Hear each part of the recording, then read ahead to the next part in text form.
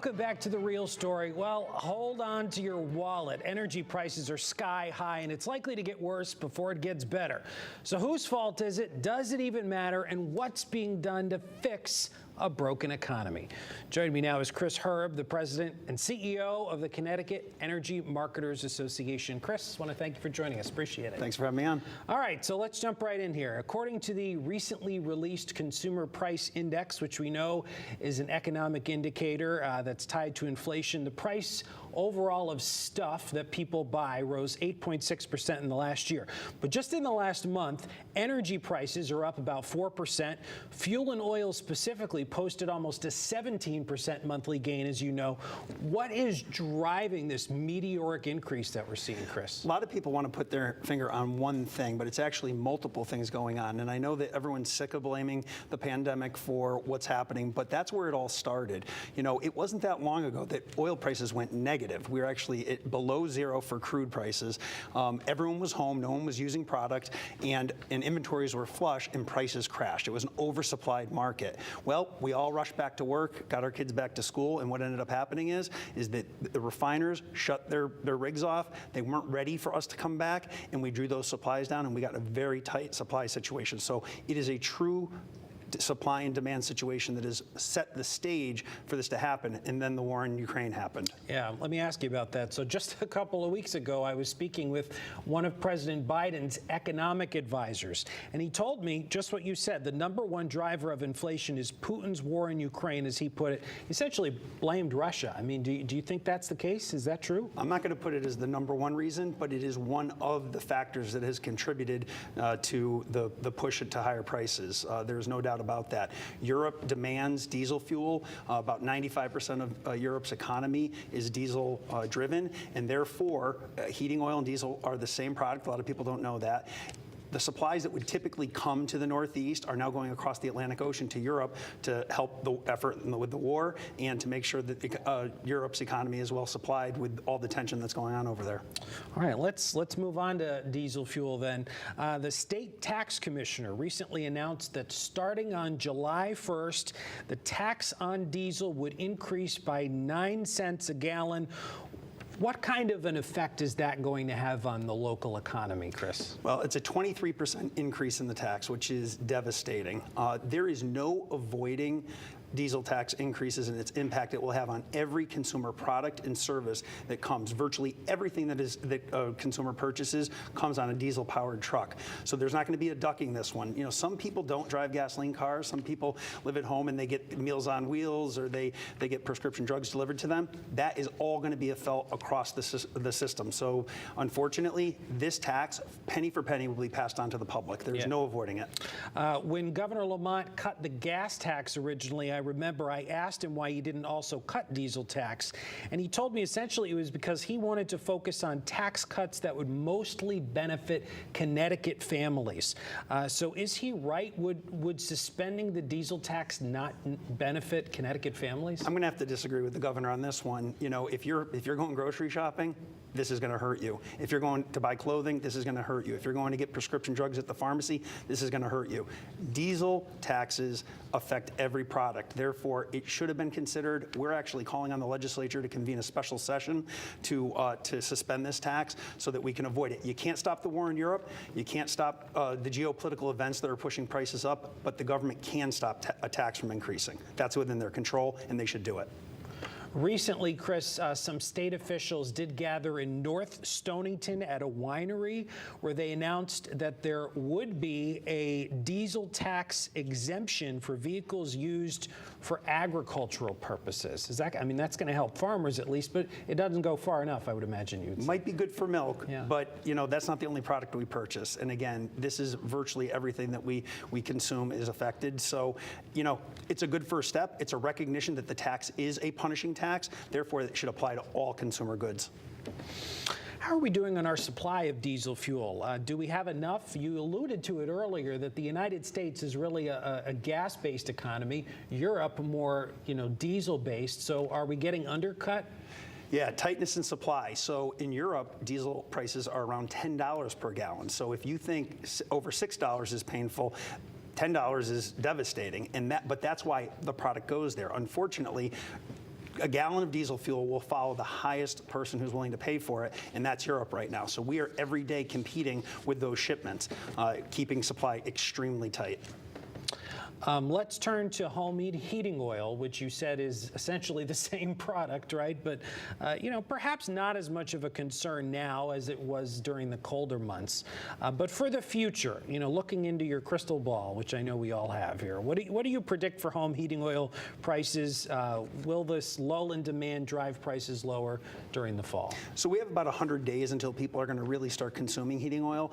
And here's the good news. The good news is the futures markets. The NYMEX is the largest price discovery mechanism known to man, and it is telling us that prices will come down in the future.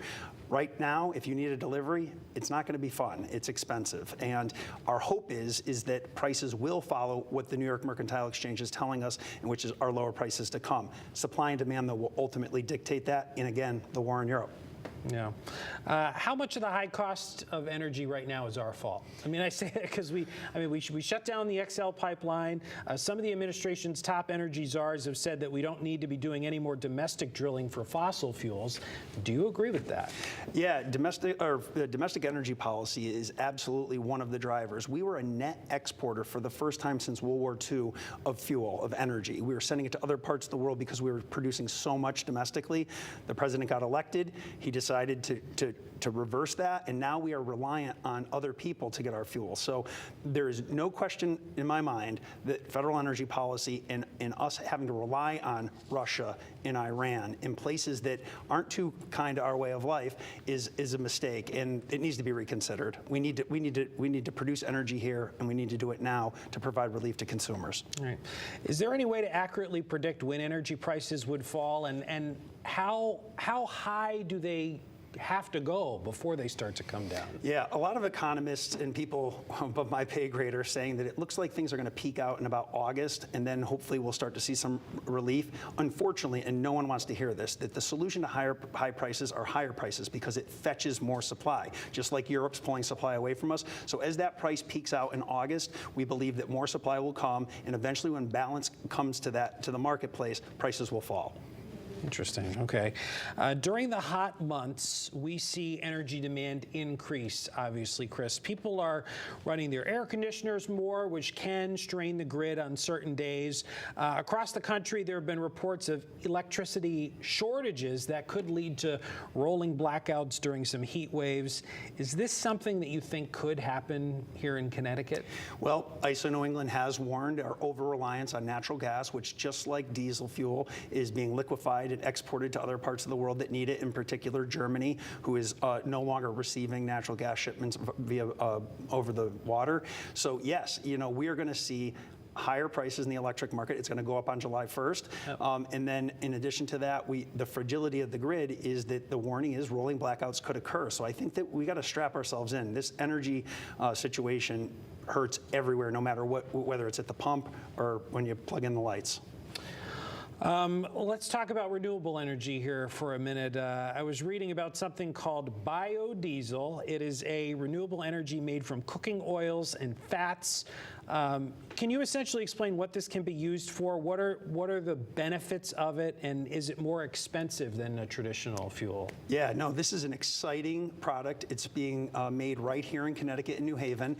It can reach carbon neutrality, so it's another solution in the renewable energy trend that we see happening in the United States and across the world.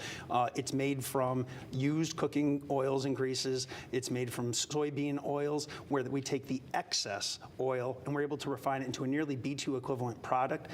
It is right now less expensive, and it tends to track about the price of oil, but because oil prices have gone up, it's actually a less expensive option for Connecticut and much cleaner. So we're really excited about it. Are there any drawbacks to it? I mean, it sounds like that silver bullet. There's always a catch, right? No, not on this one, actually. It delivers even more than what I just talked about. It also, you need no modification to your current heating system. You don't have to switch to an electric heat pump or switch to natural gas. You can pour it into your existing heating system for less cost and no modifications. It's really a magic fuel, and it's in Connecticut right now. On July 1st, all of Connecticut will be required to use it. All right, very interesting.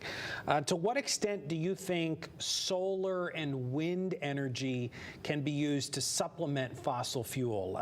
Can those sources of energy provide us with everything that we need to eventually be independent of fossil fuels? It's going to take all energy sources to get us where we need to go. The Global Warming Solutions Act requires that we have a 50% reduction in carbon dioxide emissions by 2050, and it's not going to be one solution. It's not just clean electricity through wind and solar. It's not just biodiesel. It's an all-above option. And if we value keeping the lights on, fossil fuels will probably play a role for quite some time to come. But in the meantime, we're lowering our carbon emissions today with biodiesel and some of these other renewables. Okay.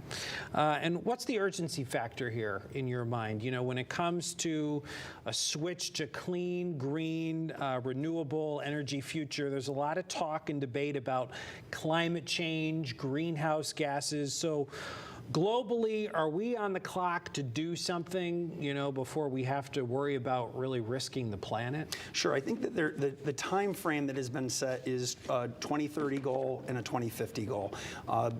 Our industry believes, as small, local, family-owned businesses located here in Connecticut, that we can achieve the goals that have been set by the Connecticut Global Warming Solutions Act and in larger organizations that are global. So we're on track to do that. We're here today. We're going to keep serving you into the future. So I think that I think you can be assured that cleaner fuels will continue to come online and they'll continue to benefit Connecticut consumers. All right, we just have a couple seconds left, so I'll put you on the spot. How high is gas going to go before it comes down? Give me the price per gallon. I think that I would have had to make an added investment in Wall Street and made some money off of this one. So I'm going to keep that to myself. Okay, fair enough. Well, I tried. What can I say? All right, Chris Herb, everybody, from the Connecticut Energy Marketers Association, President and CEO. Thanks so much for being here. All right, and thank you for joining us on The Real Story. Remember, you can catch all of our interviews in full on our website at fox61.com or download our free Fox 61 News app. We'll see you back here next Sunday at 10 a.m. Have a great day.